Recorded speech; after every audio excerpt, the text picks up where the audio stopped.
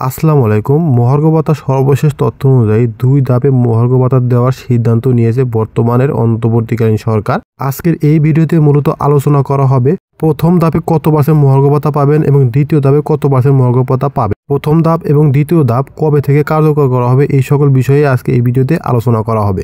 ভিডিওটি শুরু থেকে শেষ পর্যন্ত দেখার অনুরোধ রইল। তাহলে চলুন শুরু করা যাক। জনপ্রশাসন মন্ত্রণালয়ের তথ্য অনুযায়ী সরকারের বিভিন্ন মন্ত্রণালয়, বিভাগ, দপ্তর, কর্পোরেশন ও স্বায়ত্তশাসিত প্রতিষ্ঠানে 14.5 লাখের বেশি কর্মচারী কর্মরত আছেন। জ্যেষ্ঠ সচিব বলেন, মহার্ঘ ভাতার ব্যাপারে একটি কমিটি গঠন করা হয়েছে। বিষয়টি নিয়ে কমিটি সুপারিশ দেবে।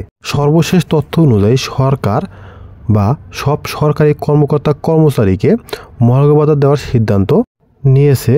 এটি 2 ধাপে বাস্তবায়ন করা হবে। প্রথম ধাপে 2025 সালের জানুয়ারি থেকে 10% মহার্ঘ ভাতা প্রদান শুরু হবে। দ্বিতীয় ধাপে 2025 সালের জুলাই থেকে আরও 10% ভাতা যোগ করা হবে, যা মোট 20% হবে। এই সিদ্ধান্তের ফলে সরকারি কর্মচারীদের বেতন উল্লেখযোগ্যভাবে বৃদ্ধি পাবে।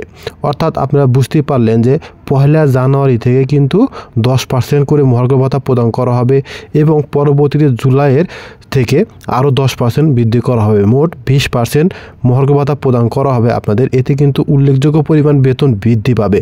মোট 20% মহার্ঘ ভাতা প্রদান করা হবে, অর্থাৎ 20%-এ 50% হচ্ছে 10% এবং আর 10% জুলাই মাসে আপনারা পাবেন।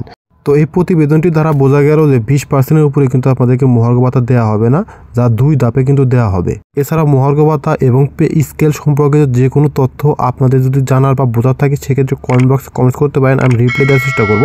ভিডিওটি শুরু থেকে শেষ পর্যন্ত দেখার জন্য আপনাকে অসংখ্য ধন্যবাদ। Thank you so much. সবাই ভালো থাকবেন। আসসালামু আলাইকুম।